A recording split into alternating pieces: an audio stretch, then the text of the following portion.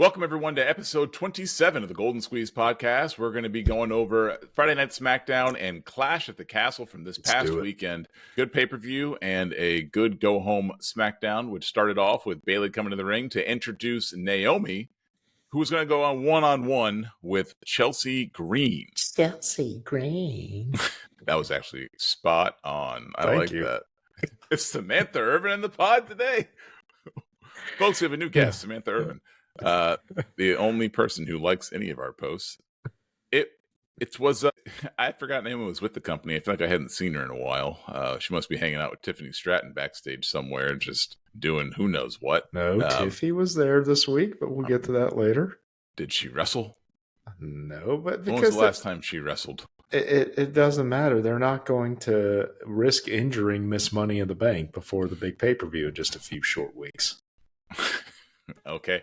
Fair enough. That's BS, but I will let it go.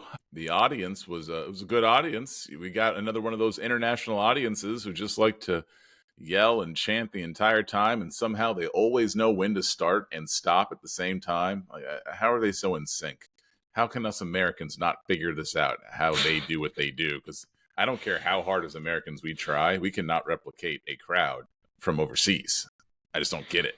Is it a lifetime of training, watching soccer and learning how to chant at players like Messi? Like, what is it? Do you have any idea? We can't do it.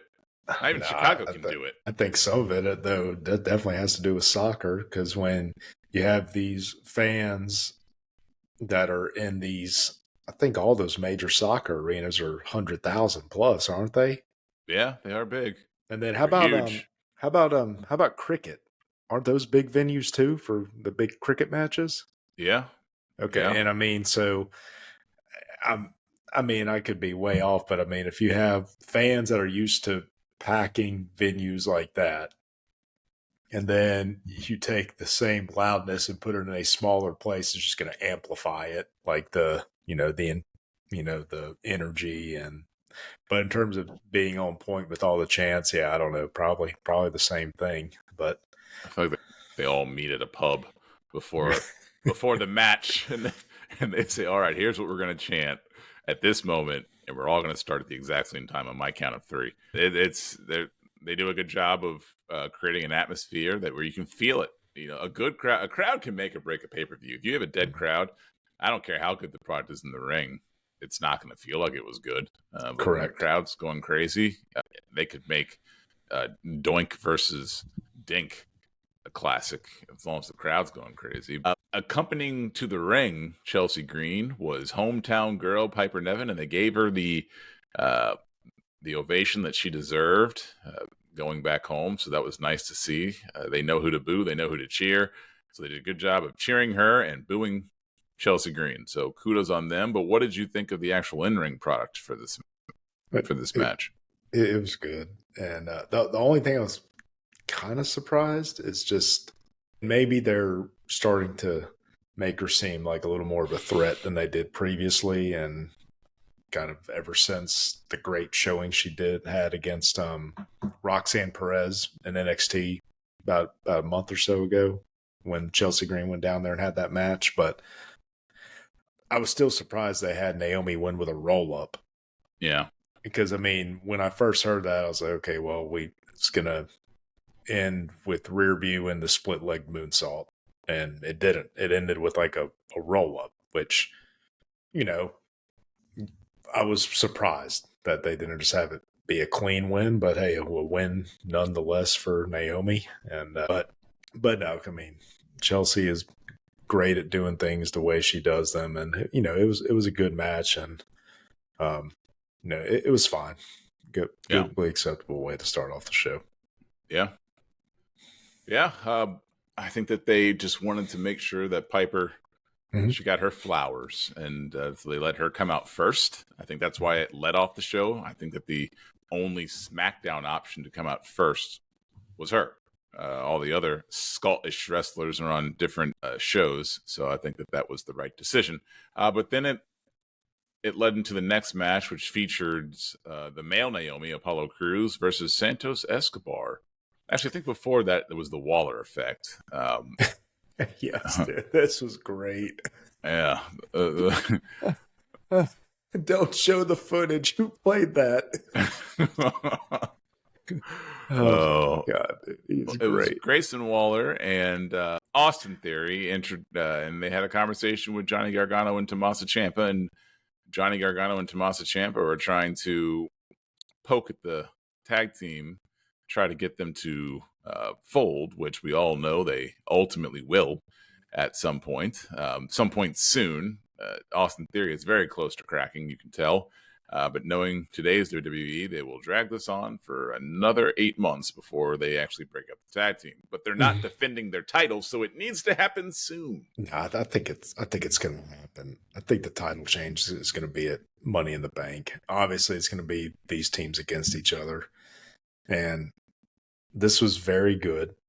You know, they had the video evidence showing that, because Grayson Waller was saying how, you know, Theory was sacrificing himself and this and that, which clearly he pulled him in.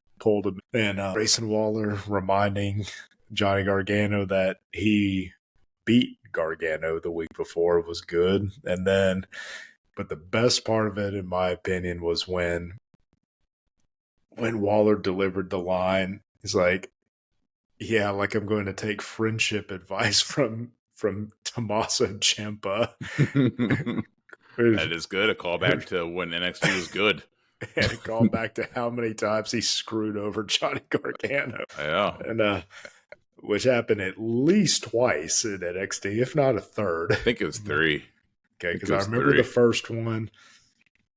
I remember the first time, and then it was definitely 100% at least 2, but I can't remember if there was a third. But so yeah, good continuity, good callbacks, and then this Waller begging them not to play the video. It's like, no, we don't have time for that. And then when he said, it's like, hey, that was AI. That's not what happened. That was great. That is good. That is good. He's great, dude. He's great heel. Great heel. But then after that, we got Apollo Crews versus Santos Escobar from Legado del Fantasma. They're starting to showcase Apollo Crews a little bit more. I hadn't seen him in a long time, and now I think that's back-to-back SmackDowns. They might just need some filler in the shows that are giving him an opportunity. But I know he's getting losses, but I didn't see him on TV for what felt like a year. Was he hurt? I don't know, and I don't know how I feel about this, but hey, if it gets them on TV and if they get some wins, so be it. I'm guessing they're about to put him and Corbin in a tag team based on what happened. I wouldn't mind it. I like Corbin. I do too. But man, and I guess maybe I was just wishful thinking, but I was like, maybe they'll build Corbin back to what he was previously, but then as soon as they came in with the burn the ships thing, and it was a little campy, I think. But I don't know. We both like Baron Corbin, and he's talented. He's got good personality. Yeah, and I just like him. You know, he's got the boxing, the fighter background, and everything, and just play pro football, right? Yeah, Cardinals. Yeah, play pro ball, and I don't know. Or Colts. I think he was roommates with Pat McAfee at one point. I believe that is correct. Yeah, I believe so. When they were both rookies, and they both got, I think they were both rookies the same year, and they were roommates, if I recall correctly. Okay. And but yeah, I mean, hey, like I said, if it gets him on, because they had a backstage thing, he was talking to Aldis, and then Legado del Fantasma interfered. They stepped in, disrespected him, and then that led to him coming out and helping clear out the rest of Legado del Fantasma, and even just making it a 1-on-1 match. This was a good match. I enjoyed it. Yeah, I mean, Cruz is talented. And so was Escobar's fantastic. So is Escobar, but we know Escobar's talented. But sometimes you lose sight of Cruz being talented because of how bad he is at everything else that's involved with the company. His acting, his facials, the height he get. He's super athletic. the height he got on that standing moonsault. Yeah, my God, dude, that's awesome. Very If good. only he had mic skills, and if only he had more of a personality and a better voice. He's got a bad voice for. I mean, he's so big, like not like tall, but he's actually taller than I thought. I always used to think he was like a 5'8" kind of guy. He's six. No, He's like 6'1". I was I gonna didn't think. I say didn't think he was no. 6'1" because he's built so compact that it's No, like I never thought he was under 6 foot. he might be 300 pounds if he's over. If he's actually over 6 feet, he's so dense and muscular. Yeah. His body is just. He's built. He's got the body. He's got a good smile. Just a stupid voice and can't act. Mhm. Can't sell. Can't. Not good in the mic. And I don't think a mouthpiece would help. I think it could have at some point, and because not anymore. He's been too exposed.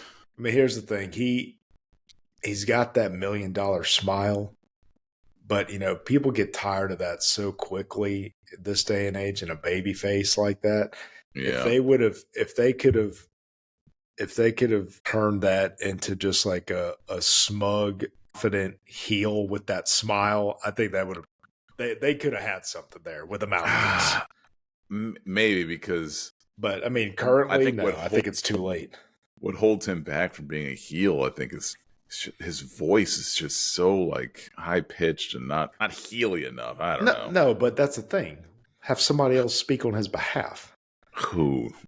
But if they would, MVP is his only option because, like we talked about a couple episodes ago, they can only put a black with a black. So, if they would have put Paul Heyman with somebody like him and just had him come out there and do the athletic things, attack baby faces, rip up fans' posters, and just have that $1 million smile, people would have ate that shit up, man. They would have. Yeah, but that was never going to happen. I know. Not they have a better chance of me being his mouthpiece than Paul Heyman. It was a good match. And Escobar won with a roll up, so it was. And I think this was after with Elektra Lopez interfered. I think. Yeah. So Elektra, I think he was going for some move off the turnbuckle, and Elektra thwarted that. Yeah, but in a roll up, so in a way, kind of protected Cruz a little bit with the way it ended, and but it was a great match. I enjoyed it. Very good match.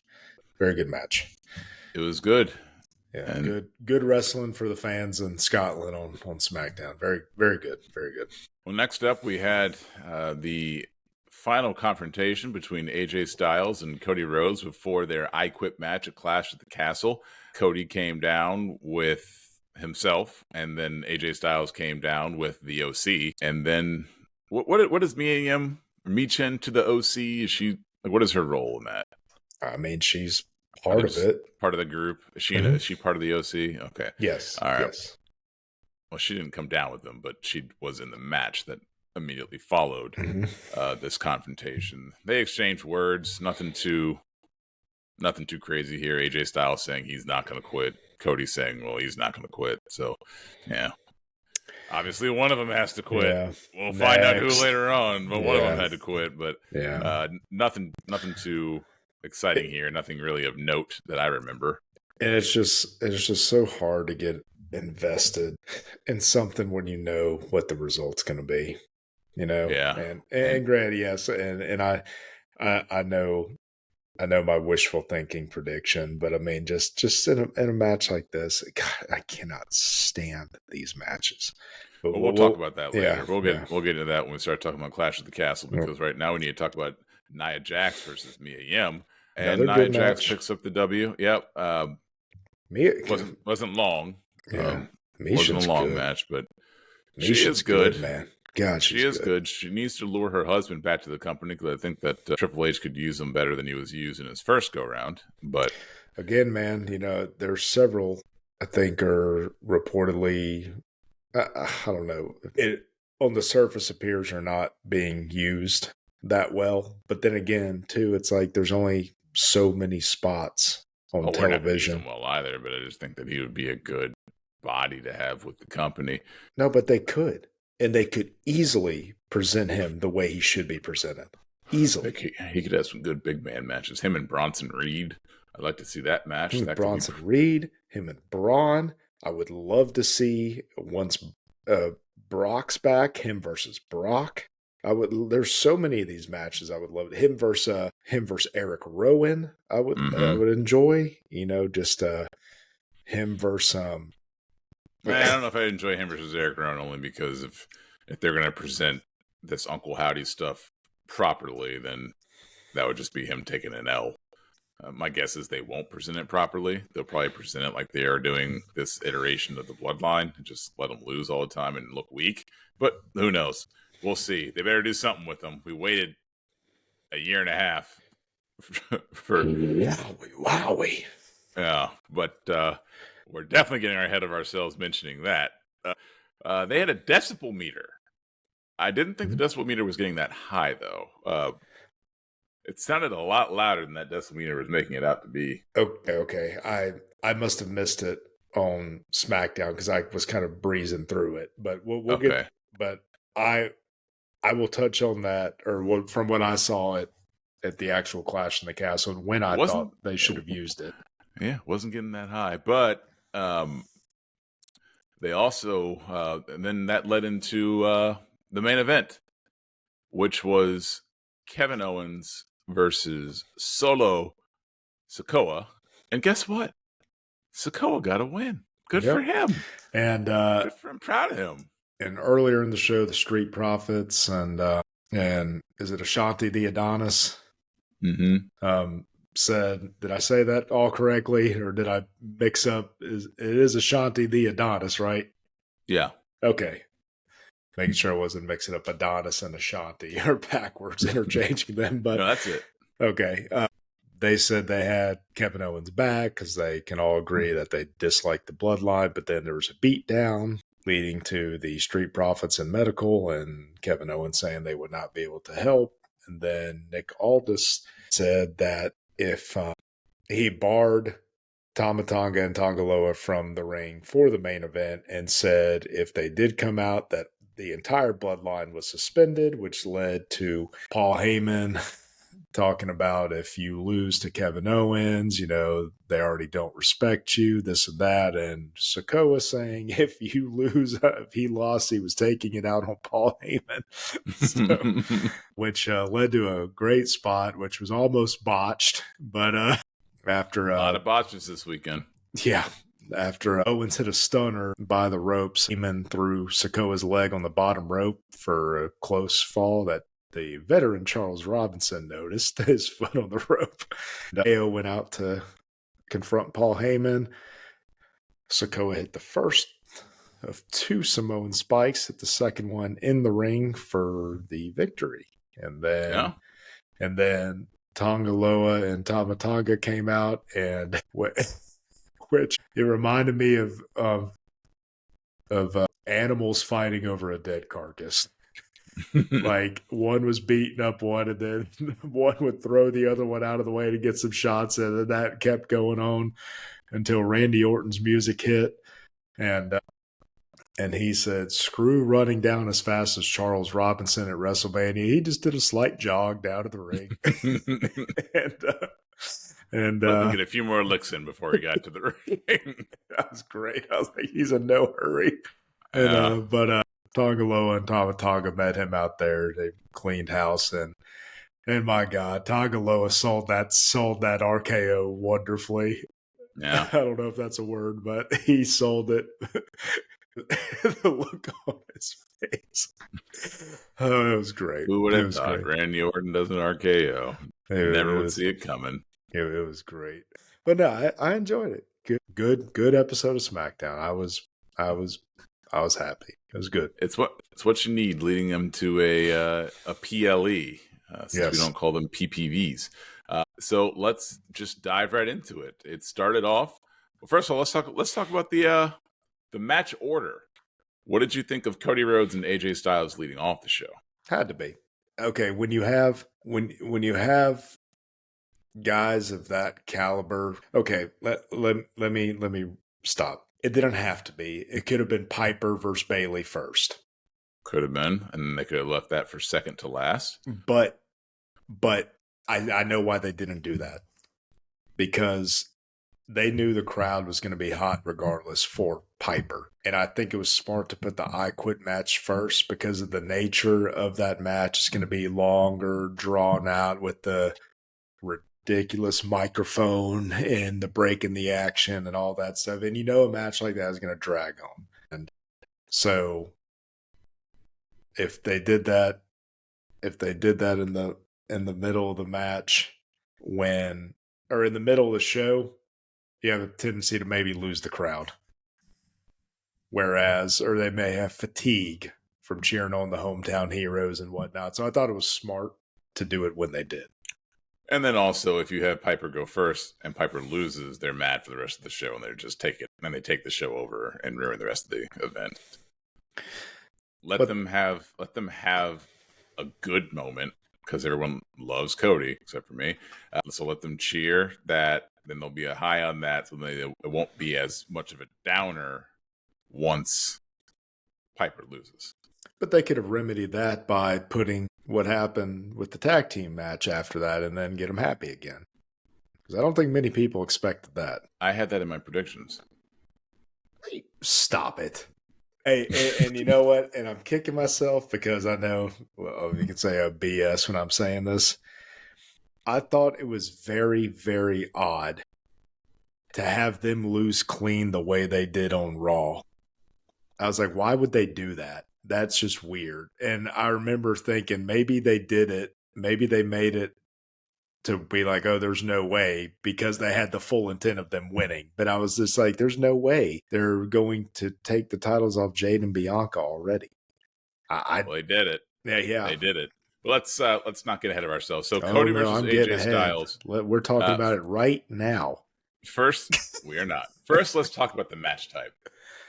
So, I admittedly, I had forgotten why I hate I Quit matches until the second I saw the ref wearing his gloves. And they wear those stupid gloves to hold the microphone. I don't know. Are there cooties on the microphone? Like, no, because I knew there was going to be blood. I mean, was there blood? Yes. Cody blood. Cody. Was he? Yeah, I think, and AJ was too. I've already forgotten. I hate it so much. I've already forgotten. No, Cody was bleeding first, and then the spot where Cody got the handcuffs off and hit him with it, then AJ was bleeding.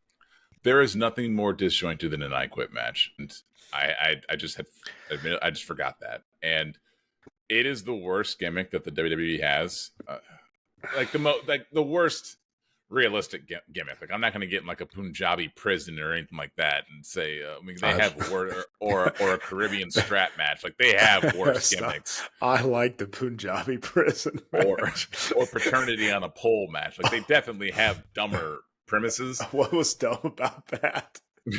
But the I Quit match and the way that they present it, it's just beneath that company. They're too good they have a too high a value of production team to have that. It's so disjointed because they wait. Like, the one wrestler's waiting for him to say I quit. Like, he punches somebody, he's just laying there, and he's looking, and the rest got the mic in his face. Keep beating the crap out of him while there's nothing telling you that you have to stop. You can say I quit while you're getting your ass beat. Like, you don't have to stop everything and just make it awkward. Like, it's just awkward. It's just an awkward match type. There's just better things. There are better ways to get this point across. Okay, and there's a couple other similar matches that they could do without making the loser look like a chump. There's sometimes it's great and feel good to make the loser look like a chump, but AJ Styles is not one of those wrestlers. No, I don't think there's no win here. Neither party wins by doing this. There's a couple ways that I personally, I think they could have gone the way of a submission match, because then when if they have the person pass out, then, hey, they never said I quit. And, it's like, hey, they look tough. Granted, I know nothing will ever replicate WrestleMania 13. We all know that. With Stone Cold and Bret Hart. I think that was 13. It was 13. And nothing will ever replicate that. However, it's a way to not make them look like, like they quit. I don't know how else to say it. But then they could also do a throw in the towel match where they have Cody's mom with the towel and AJ's wife with the towel. And then in that I like spot, that. and then the And spot at the end where AJ's hadn't about to heard of get that. hits with the steps, his wife throws in the towel to Throws in the prevent it from towel, happening. so AJ doesn't quit. I like that. It's I good. mean, I don't know. That's good. Yeah, I'm and I'm I'm in the mindset that Cody, who passed out? Cody. Cody passed out. So It's like theoretically you can't speaking, say I quit. if you want to win the match, you could just go to sleep. just fall asleep. Don't wake up. You can't lose. Yeah. It could just be a battle of attrition. They both just stay in the ring and stare at each other. First one to say I quit loses. Like, it's just stupid. Yeah. It's stupid. Last man standing, Hell in the Cell, your idea, which I think is the best one that I've heard so far. They're just better options. And yeah, last man standing's not perfect, but at least if I'm beating the crap out of someone and they pass out and I kill them, theoretically speaking, one of those men could have died in the ring and they wouldn't have They won. didn't say I quit. Yeah, they wouldn't have won. You could have murdered a man and you'd probably lose because you realize that he would never say I quit and you can't leave, so then you got to quit while this person's dead. Doesn't make any sense. There are, I think, a couple. Okay, I can think of a couple of matches that people would think that an I quit match would be fantastic if the right person lost. Anybody versus Dominic Mysterio. Yeah. If Dirty Dom said I quit, I mean that fits. Everybody would love Waller effect. Yes, who meaning Waller or Austin Theory, right? But still, not even. I think there's two at that magnitude currently: Dirty Dom and Chad Gable. Yeah, but Chad wouldn't quit. I don't feel like Chad would quit. But no, that would fit the thing of the presentation of him right now with the way he berates everybody, and then as soon as Otis is about to step in, he's like, "Whoa, whoa, whoa," and cowers down. So him putting on that front just to say I quit, I think that would fit within the story and send everybody home happy. But but for whatever they were going for, I agree. Either if they weren't going to do a Hell in a Cell, last man standing, submission match, or a throw in the towel. Yeah, there are just better options, and I think Bleacher gave it an A-. I just don't see that. I don't see that either. And then it's not their fault. It's not their fault either. I don't blame the wrestlers that they were fine. It's just the whole premise. It's just so far-fetched. And I do not like handcuffs in a match because, first of all, if you're handcuffing a guy to the ropes, murder him. Like just absolutely kill him. What can he do? He can't do anything. And then having the chain on it, like the length of what you would see on leg shackles. I mean, where you could easily just slip your feet through and then use them as a weapon yourself. But yeah, I don't know, dude. And also too, what makes it even more baffling, their choice to have AJ say I quit. They just announced like the next day or 2 days later, he's got like a dream match in a Japan promotion. Yeah, and Noah. What better way to promote it than the guy who just said I quit? I mean, why? Why would you do that? It just doesn't make any sense. But which I'm sure that match will be fantastic. I mean, I don't think they really need to. The people in Japan are smart. They're not going to care about him saying I quit. But they just want to see. I understand. I do understand what you're saying. Yeah, but yes, that's not going to hurt the promotion of it in any way. But it is silly. It's just silly. And at the end of the day, any given day of the week, if you're a wrestling fan, you're going to watch AJ Styles compete. Yeah. But I'm just saying, from the storytelling and some of the things that I thought were going to make more sense going forward, they're still shady. Now, we talked about Hell in the Cell. Typically, that's like usually at least the third match in the feud. So realistically speaking, that probably was not going to be an option here. Yeah. but still, just there's so many creative things they can come up with for a last man standing to keep the guy down, and just so many things at their disposal. Dude, the Brock Roman last man standing, I loved it. It got a little silly with the Austin Theory cash-in attempt and some of that stuff, but it was cool. It was a cool match. Good visuals in it. I mean, they Yeah. just, I don't know, man. Anyways, I hated to see them do that to AJ, man. Yeah. But then again, we got to also, like what we keep harping on. You never know. AJ may have said, "Hey, let's do this. Let's keep elevating Cody by him making me as the veteran guy who's revered and how much he respects me. Let's put him over that much more by having him make me say I quit." And we got to take that into account too, that he could have a say. 100%.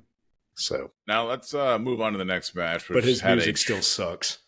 Yeah, it's terrible. That new song's got to go. Oh, that reminds me. So I watched Clash at the Castle. Yeah, Clash at the Castle. Oh, yeah.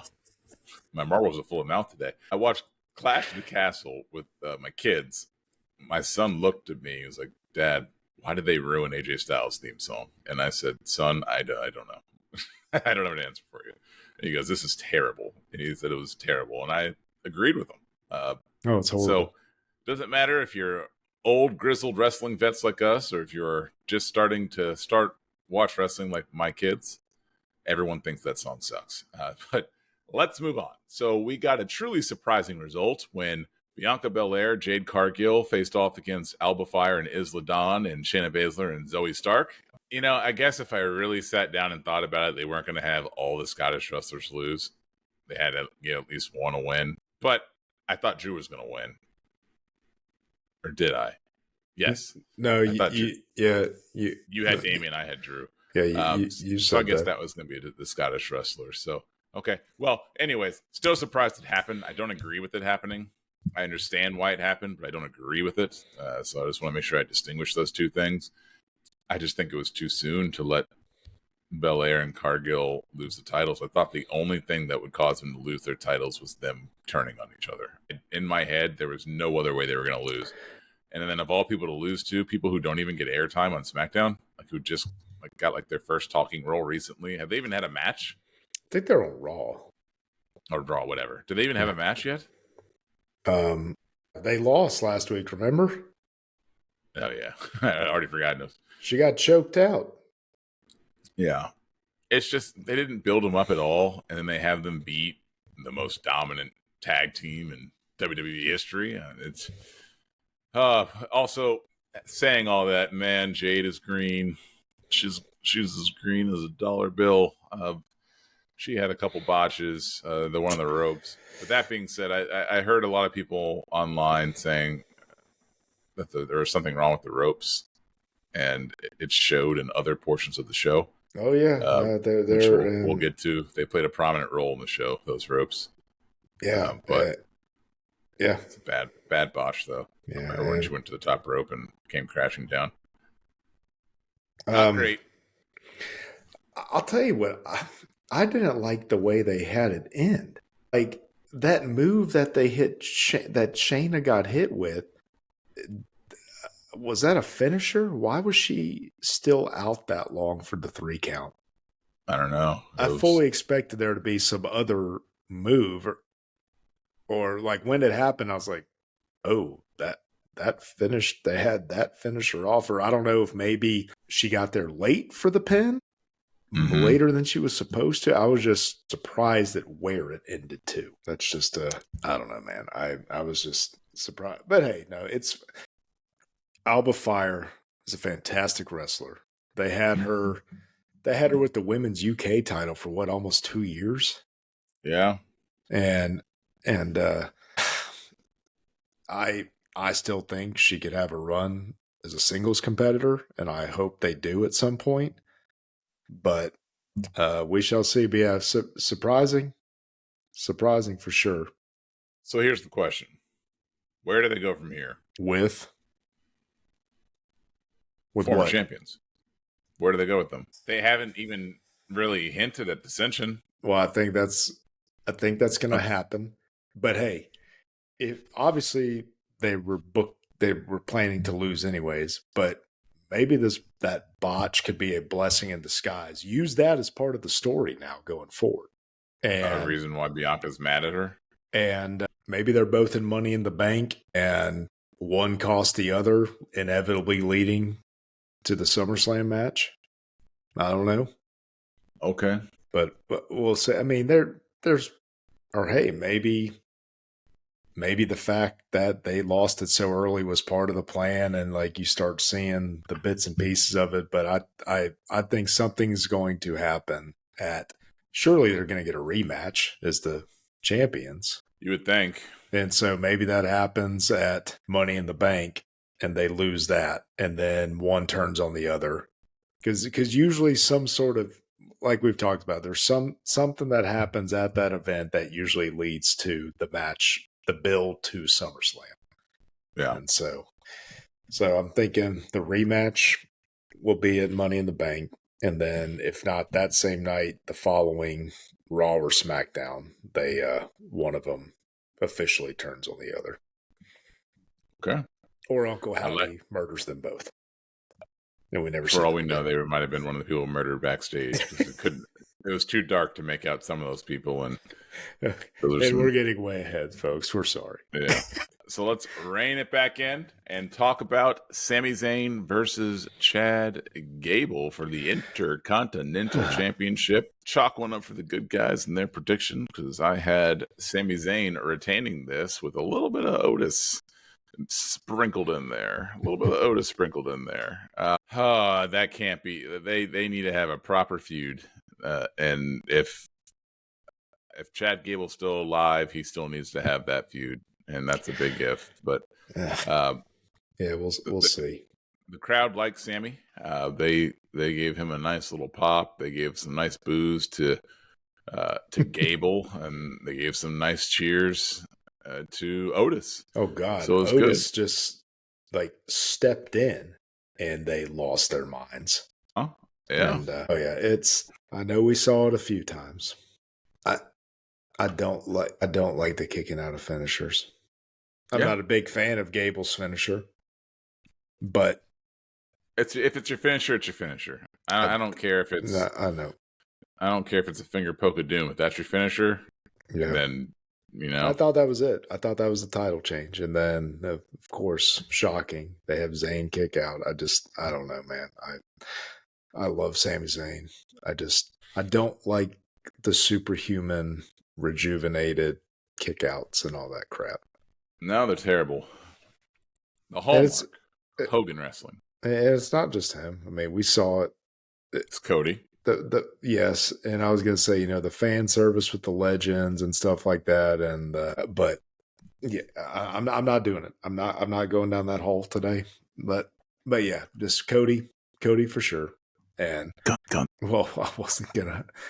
Yeah, I mean, we already said. I was gonna go down with expressing my displeasure with the way it was done in the Cody match, but I decided. I thought you were going to talk about the way that it was done in the Gunther versus Sami Zayn match. Oh no, man, we're not going to talk about that. Anyway, so Gable lost again. So yeah, it's time for him to align with the Creed brothers, and they can beat up this iteration of the Alpha Academy, and then Otis can finally get his just desserts on him and beat him up. And I don't know. We just need this storyline to start.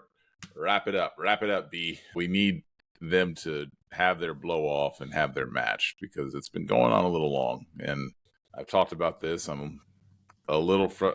I like a longer feud. I like a longer build, but they're just a little too long under Triple H. He doesn't quite know when to pull the trigger on something yet, and he'll get there. I think he'll get there, but he's not quite there yet. So we'll see when Otis finally gets his match against Chad Gable. If Chad Gable is still with us. Which I hope so for his sake, because he just signed a new contract.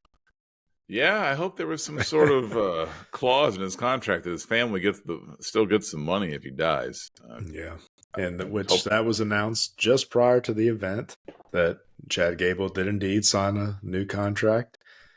And he flat out said, he had been told things before about, we're gonna do right by y'all, and that I think he even said that him and Otis had both heard that before, and so, but then he actually saw that was to be the case, like even and under Triple H and how he trusts him, and so he's staying. So yeah, he's got nowhere else to go. I disagree with that, but he has somewhere else to go, but he's not getting a prominent role like he does on.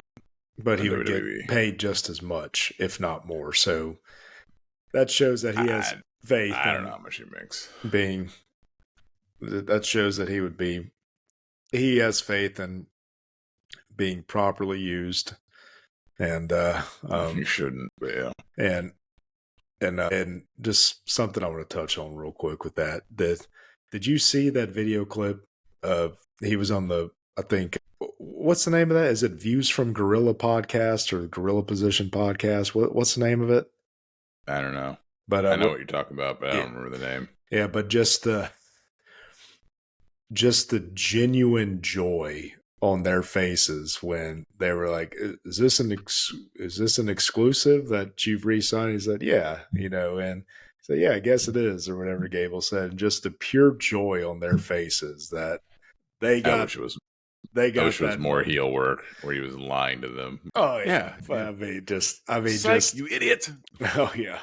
Because could you imagine if me and you got somebody to come on here and tell us something exclusive like that? They were just the genuine, pure joy of that moment for them, and it made me smile seeing it, and I thought it was cool. I don't care who it is. It could be Josh Briggs. If he comes on the show and breaks some news, he might become thanks to you. That will never happen to us because of the way he's not going to go back and listen.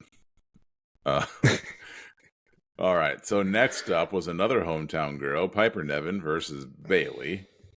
And after the tag team match, I thought, maybe they're not scared to pull the trigger on some of these all-ish wrestlers. They didn't ultimately end up taking the strap off of Bayley, but they did book Piper to be a formidable foe against Bayley. Overall, I enjoy Piper as a wrestler. I think that she's very talented.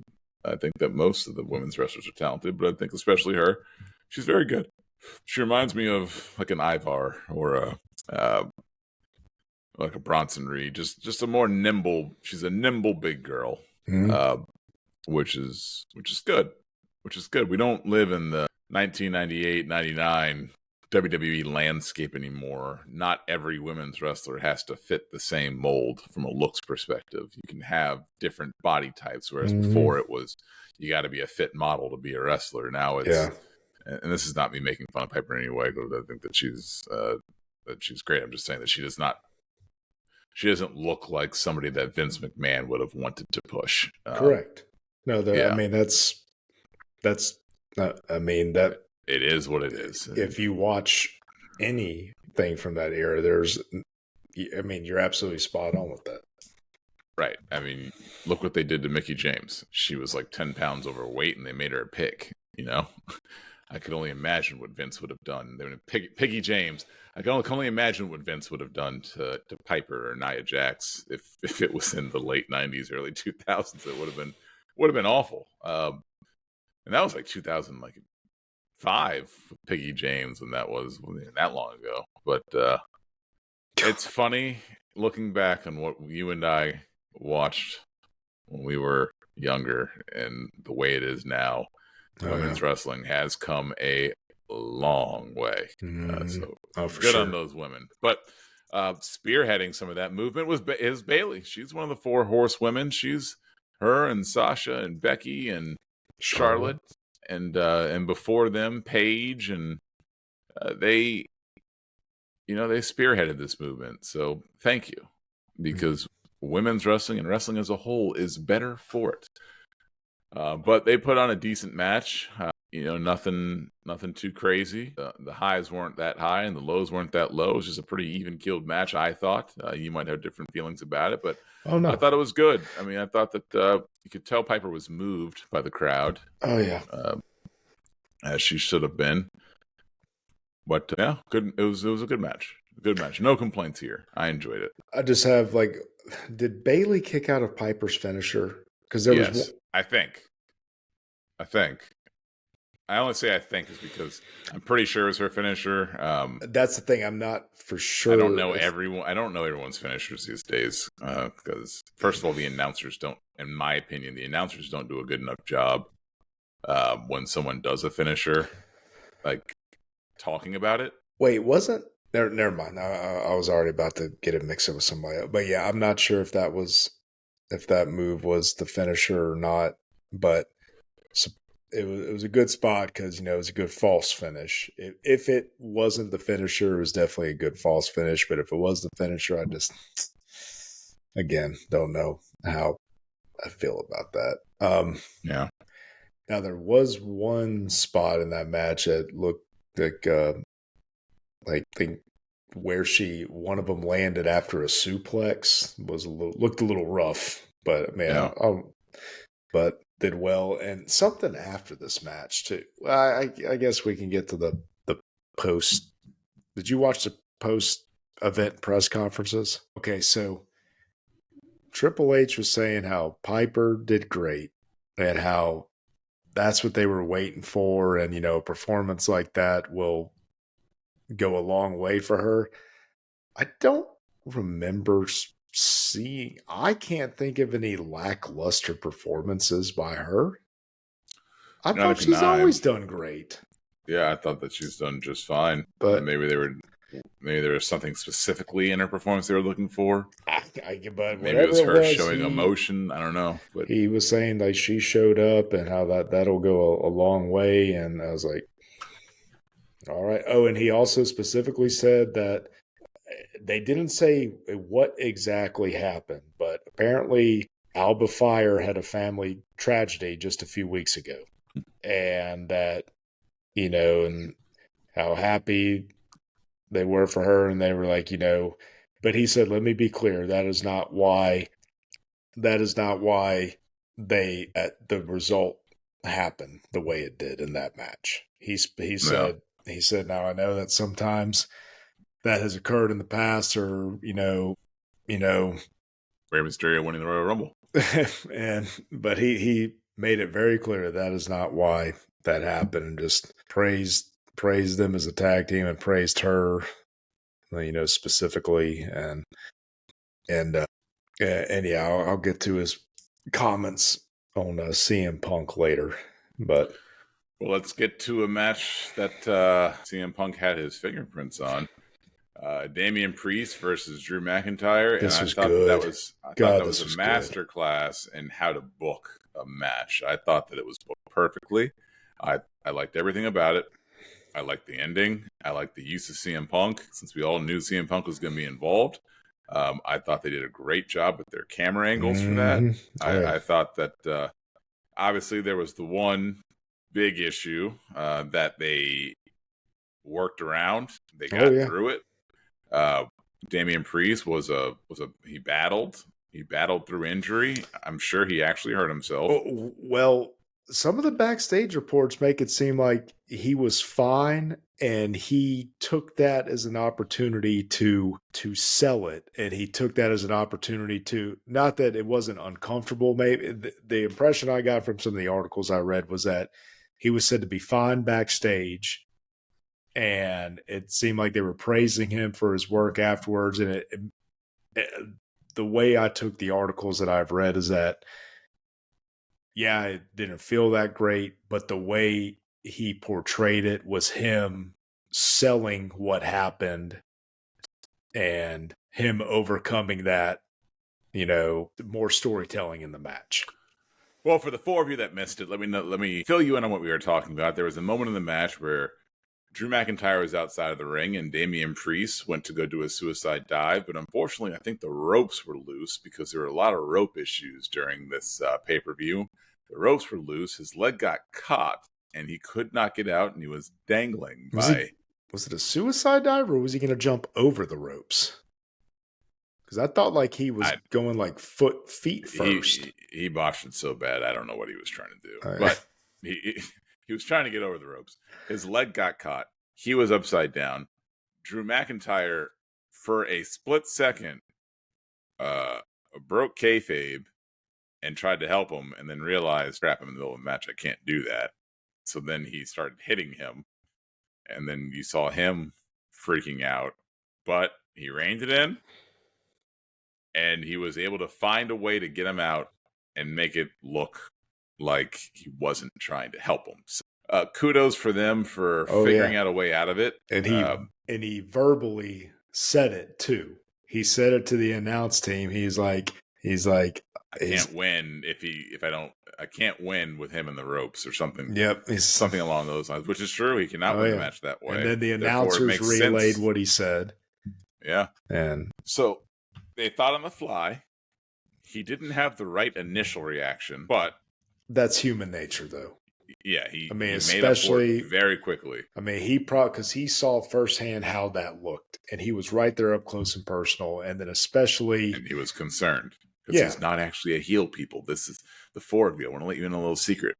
Drew's an actually nice guy, so it's not and his nice guy came out for a second, and a guy who's dealt with injuries himself.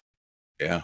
And because I feel like when he won the NXT title, didn't he have like an ACL or a knee injury that put him in a brace for several months? Yeah. But it just so happened that it went along with Undisputed Era making their debut and beating him down. But then he was actually hurt during the match. Yeah. But and don't forget, they talked about they used to ride together. Damian Priest and Drew McIntyre, they rode together. So they're friends. So you see your friend do a move and then get caught in a rope. He could have easily snapped his ankle in half. Yes. And been out for a year. Yes. And that's not an exaggeration. He could easily have. He is lucky he didn't. Because he took all of his body weight and it came crashing down with nothing to brace himself. He could have gotten a concussion. He hit his head against the bottom of the ring. So any number of different things could have happened to him. So he's lucky if he was just selling that and he came out unscathed. And if he was selling it, Damian, good job. And I'm not saying it wasn't uncomfortable because it just the way that it there's no way it couldn't have been. But and again, this is just based on what I'm reading here. And then obviously the fact that, as will be discussed on a later show, that title is being defended in just a few weeks. It obviously wasn't serious. Anything serious. But I think he definitely took that as the opportunity to show he was like a fighting champion, fighting through the pain. And it was perfect. Masterful storytelling. So perfect. Yeah. Perfect. They put on a perfect match. Not a perfect match, but they put on a very good match. And and that aside, I thought that was a great wrestling match. Was honestly, and hey, and that aside, because I thought it played well into the rest of the match. That was one of my personal favorite matches of the year. I enjoyed it. For Bleacher Report to give that a B+ and that AJ Styles match an A-, again, that's their opinion, and I don't want to knock anyone's opinion. I just don't agree with that. I will tell you that I will pick my nits. There were some moves that were not sold to the level I think they should have been sold to. Drew McIntyre did 2 Glasgow kisses, neither of which knocked Damian Priest down. So that bothered me a little bit. Headbutt's not always going to knock. So I've seen plenty of Glasgow. Not a headbutt. I've seen plenty of Glasgow kisses that do not knock the other person down. I think it should have. I'm not saying it shouldn't. I'm just saying there have been plenty. That may be the case. Doesn't make it right. There've been plenty of Claymore kicks that have been kicked out of. It doesn't mean it should happen. Agreed.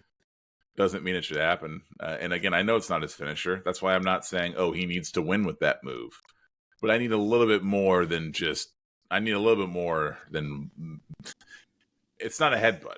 It's a Glasgow kiss. Oh no, and I agree. And when a man and I understand that it is a headbutt, but if you're going to give it a name, if you're going to go through the exercise of giving a move a name, then it needs to be a little bit more devastating when it happens. And also when you've got a big guy the size of Damian Priest hitting a picture perfect head kick, that should knock you down. You'd think. And You'd so think. So I agree. a I little mean, underselling of the match. I, Didn't take away from the match oh for yeah, me. And like I said, I'm only picking nits. I'm nitpicking. That's all that I'm doing. oh yeah. Yeah, because there were a couple of picture perfect. Damian Priest throws a good head kick, Yeah. and for that not to knock him down, which in real Yeah. life that would be a finishing move.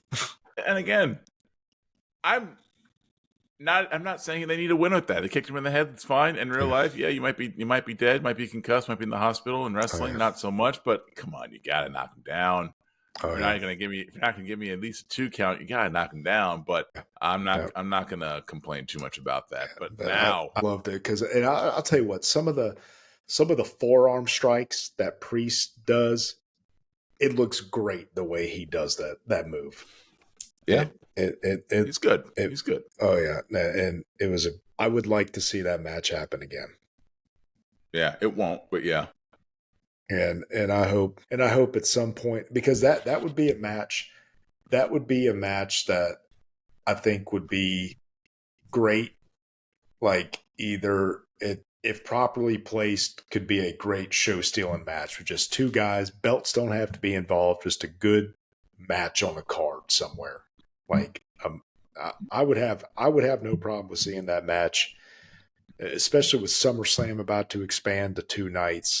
Mm-hmm. Like a well placed match on night 1 or 2 of Mania, or night 1 or 2 of SummerSlam when they expand to 2. But anyways, I Yeah. enjoyed it. But let's talk about the ending. So the ending was masterful. I thought their Ref use of bump. CM Punk was incredible. I thought that the camera angle was one I don't think I'd ever seen before for a ref coming into the ring.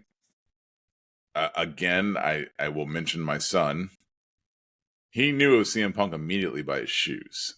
And he said, "Dad, those are CM Punk's shoes," before the camera turned to be CM Punk. And he was right. And obviously it made sense. But when that ref came in the ring, I was not personally myself thinking that's CM Punk. I just thought it was another ref. And I immersed myself in the match, and I wasn't trying to.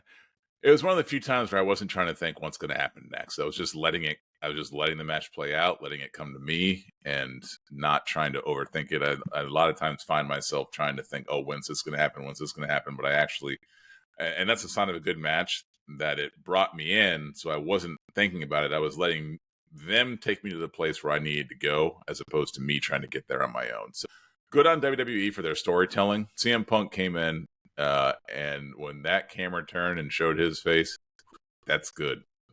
That's good television. And see, and the way they did that too was Scotland is the only place that he's the villain. Yeah. Because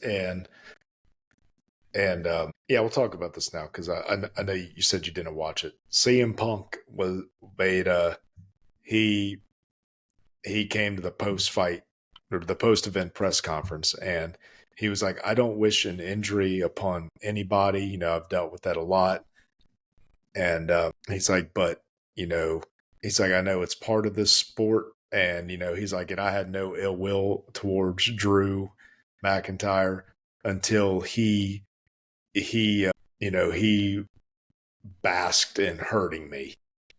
He's like, and that's what made this personal and the way it is. He's like, and with that said, he's like, I will never. He's like, as long as I'm breathing, he will never win another championship. He's like, not as long as I'm in the company or he's in the company. As long as I'm alive, he will never win another championship. It was great. And and also too, I like the way they did it because once again, Drew McIntyre's anger and his obsession got the best of him.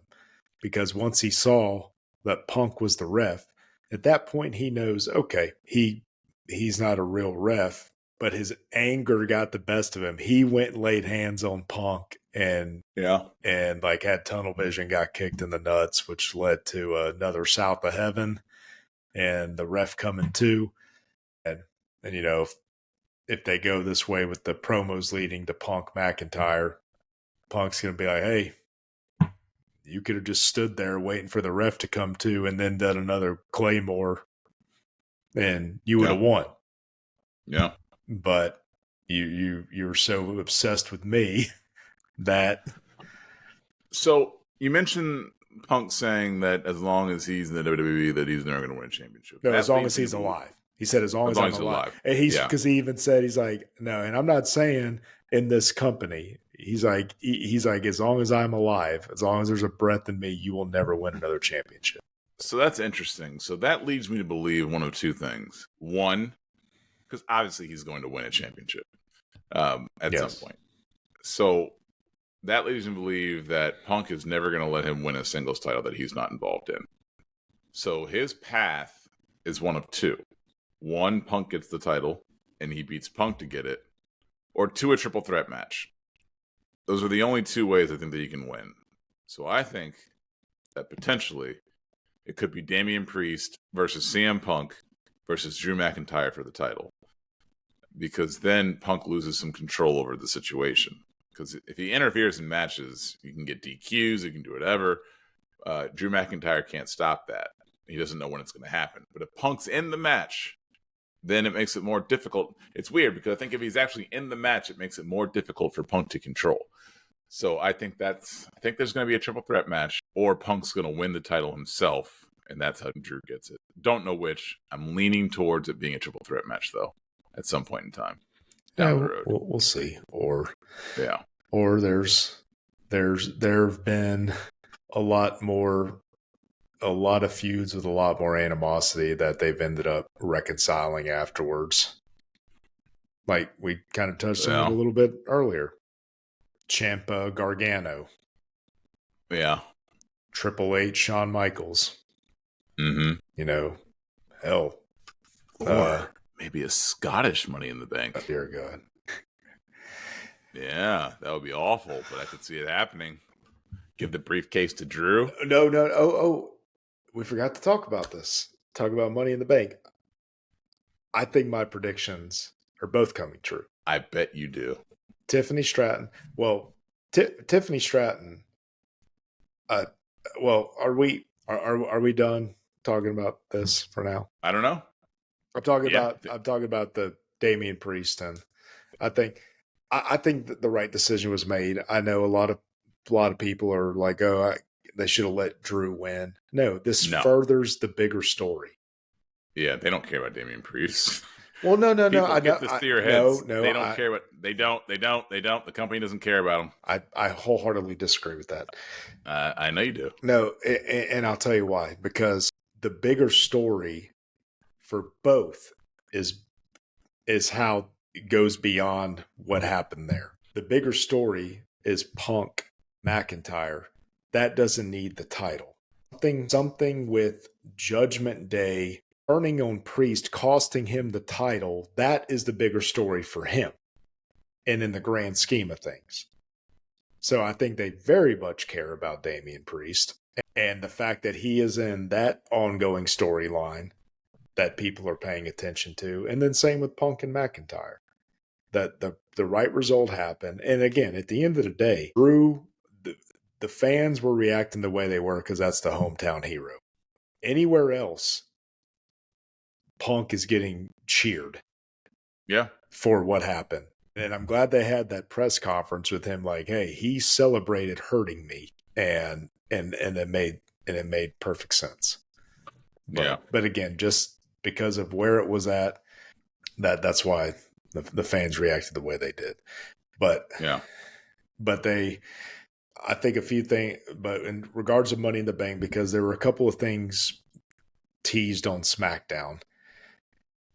I've said I think Carmelo Hayes has a good chance of winning it. And after him announcing himself for it and saying, I'm going to be Mellow in the Bank, I think, and then that's not bad. And then it fits too. They picked him where they did. They put him in against Rhodes, but they've had him take some high profile losses. I still think the way they're promoting him, I think he is going to win Money in the Bank. Okay. I still, we're going to see. I don't agree. I think that they don't care about him anymore. I totally You disagree. Totally disagree. And then also the way that Tiffany Stratton is trying to align herself with Nia Jax, that is setting up for Nia beating Bailey and then Tiffany immediately cashing in on her and turning on her. But either way, she is turning on Nia Jax and Yeah, okay. and I and buy that one a lot more than and the getting that. Carmelo Hayes one. I definitely think Melo is going to win, and yeah, I do. Yeah. Okay. I Well, do. we'll I do. I see. do. We'll see. But we've gotten to the end. Gotten to the end of the show. Gotten to the end of the week, and that wraps up episode 27 of the Golden Squeeze podcast. If you like what you heard, go ahead and hit the like button. Also hit the bell icon and subscribe. And we will see you in the next episode of the Golden Squeeze podcast.